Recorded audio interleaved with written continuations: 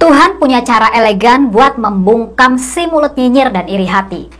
Presiden Jokowi yang selama ini sering diejek sebagai si krempeng, kelemar-kelemer, plonga-plongo, bahasa Inggrisnya belepotan, kampungan, pokoknya beda 180 derajat deh sama Anies Baswedan yang jago tampil dan jago ngomong itu.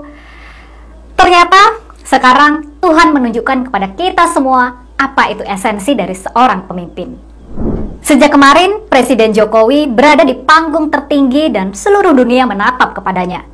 Dialah pemimpin di antara para pemimpin dunia.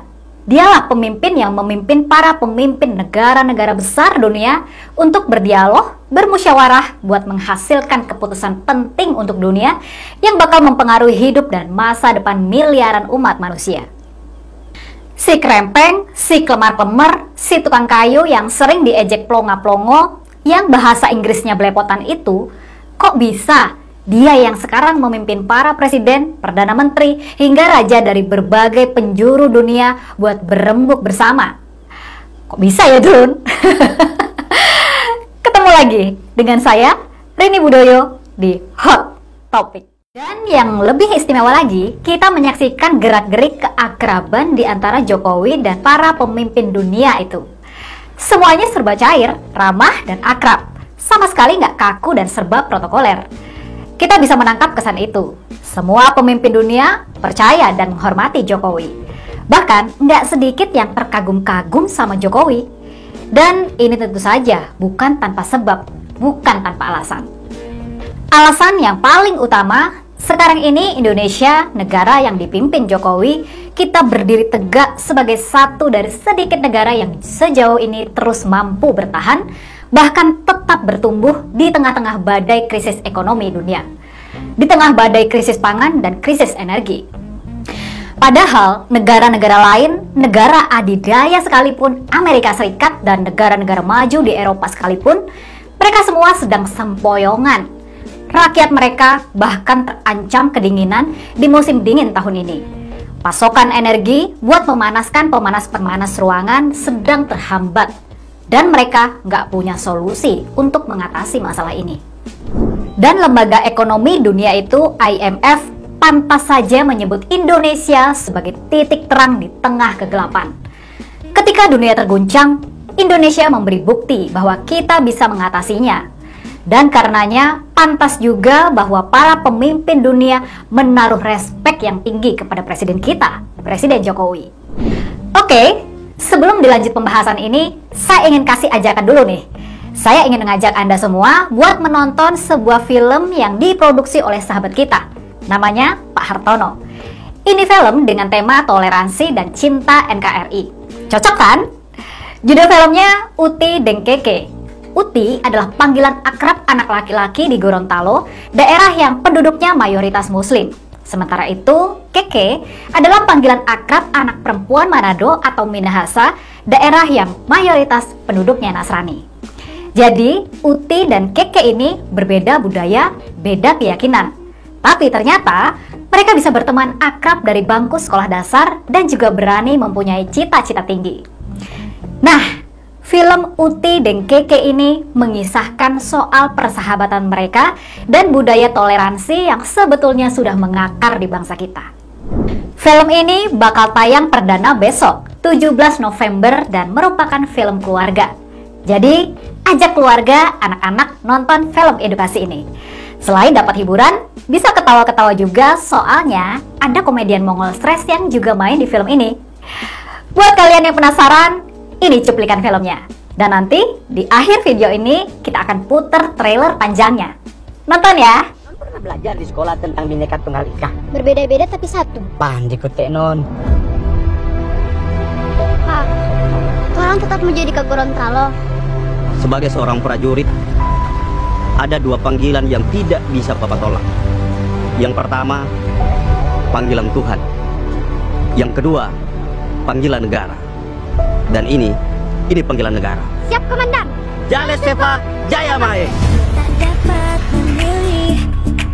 Ngacatak bye-bye Uti itu Deng Nou, bukan Deng Keke. Ku tak mampu mengubah kuasa ilahi, tapi ku dapat bermimpi.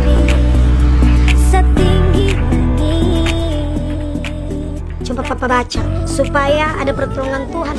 Oke, itu tadi sedikit promosi film yang sudah diproduksi oleh teman-teman kita di Sulawesi Utara sana. Sekarang, kita balik lagi soal Jokowi. Selain prestasi Jokowi dan Indonesia, pastinya ada faktor lain yang membuat pemimpin dunia merasa nyaman dengan sosok Jokowi. Soal faktor lain ini menyangkut kepribadian. Kepribadian Jokowi memang mengagumkan. Dia rendah hati, ramah, menaruh respek kepada orang lain. Dia seorang pendengar yang baik dan juga pemberi solusi yang baik. Bukan cuma pemimpin dunia yang pastinya merasakan aura Jokowi itu. Di dalam negeri, orang-orang paling berkuasa, para ketua partai politik, semua merasa nyaman dan menghormati Jokowi. Bahkan, Ibu Megawati Soekarno Putri, perempuan paling berkuasa di negeri kita, pemimpin partai yang dipilih 1 dari 5 orang Indonesia, dia merasa nyaman dengan sosok Presiden Jokowi. Dia memberi dukungan penuh pada Jokowi. Untuk pemilihan Capres 2024 nanti, Ibu Mega sudah mengindikasikan dia bakal berkonsultasi dengan Presiden Jokowi. Prabowo Subianto, Ketua Partai Gerindra pun demikian. Bahkan, mantan lawan politik Jokowi ini tidak sungkan-sungkan memuji sosok Jokowi di muka umum. Respek yang diberikan Jokowi kepada Capres yang 2 kali gagal menang Pilpres itu berbuah penghormatan yang setimpal. Prabowo menjadi menteri Jokowi dan anak buah yang loyal. Bagaimana dengan Surya Paloh? Dia saja, dia yang terpaksa mengambil jalan berseberangan dengan Jokowi. Dia mengaku secara terbuka bahwa Jokowi adalah sahabatnya. Dan yang lebih penting lagi, Paloh berharap tetap dianggap sahabat oleh Jokowi. Maka, tak mengherankan kalau para pemimpin dunia pun merasa nyaman dengan Jokowi. Mereka menghormati dan mendengar kata-kata Jokowi. Dan puncak dari bukti-bukti kemampuan diplomasi Jokowi itu kini mewujud dalam sebuah masjid raksasa dan indah di kota Solo, kelahiran Jokowi. Masjid ini hadiah dari Sheikh Muhammad bin Yazid Al Nahyan atau MBZ, Presiden Uni Emirat Arab. Masjid ini diberi nama Masjid Raya Sheikh Yazid, mengenang mendiang ayahnya dari MBZ. Masjid ini seluas 8.000 meter persegi dan menelan dana hingga 300 miliar untuk pembangunannya. Inilah masjid terindah dan termewah di seluruh Nusantara. Yang terpenting, MBZ membangun masjid ini secara khusus di kota Solo sebagai hadiah persahabatan untuk Presiden Jokowi, orang yang sangat dia percaya. Dan kemudian Jokowi pun menjamu MBZ di rumah pribadinya, bukan di restoran mewah atau istana. Itulah simbol kedekatan Jokowi dengan MBZ. Dan keakraban Jokowi dengan para pemimpin dunia lain, dengan Presiden Prancis Emmanuel Macron yang sudah terjalin lama, dengan Perdana Menteri Kanada Justin Trudeau, dengan Presiden Turki Recep Tayyip Erdogan, dengan Pangeran Saudi Muhammad bin Salman, dengan Perdana Menteri India Narendra Modi, dengan Presiden Cina Xi Jinping, hingga Presiden Amerika Serikat Joe Biden. Semua itu terbangun secara alami. Hubungan mereka bukan lagi hubungan resmi di antara dua pemimpin negara, tapi sudah menjelma jadi hubungan persahabatan antar anak manusia. Bahkan, salah seorang pemimpin negara paling kontroversial, Vladimir Putin, dari Rusia, dia juga menaruh respek yang tinggi kepada Jokowi. Di bulan Juni lalu, dia bersedia memberi jaminan keamanan kepada kapal-kapal yang mengangkut gandum keluar dari Ukraina, negara yang sedang dia perangi. Sebelumnya, upaya pembukaan jalur ini gagal dilakukan oleh Sekjen PBB Antonio Guterres maupun Presiden Turki Erdogan. Tapi, pendekatan halus Jokowi yang khas Jawa mampu menaklukkan hati Putin. Bahan pangan dikirim keluar Ukraina untuk memenuhi kebutuhan pangan negara-negara yang membutuhkan dan rakyat-rakyat yang terancam kelaparan. Maka, dalam perhelatan KTT G20 di Bali, sekarang kita menyaksikan berbagai media internasional menyorotkan lampu kameranya ke arah Jokowi. Beragam artikel ditulis media-media ternama membahas kepemimpinan Jokowi di dunia. Harian The New York Times yang terkenal itu menulis artikel panjang dengan judul Once Inward Looking, Joko Widodo Casts Himself as a Global Statesman, Atau dulu fokus ke dalam negeri, sekarang Joko Widodo memposisikan diri jadi pemimpin global. Pemimpin redaksi The Economist, Zani Minton Bedas, turun sendiri buat melakukan wawancara khusus dengan Jokowi. Mereka mendiskusikan perang Ukraina, masalah Cina-Taiwan, hingga rencana Jokowi setelah selesai masa jabatannya di tahun 2024 nanti.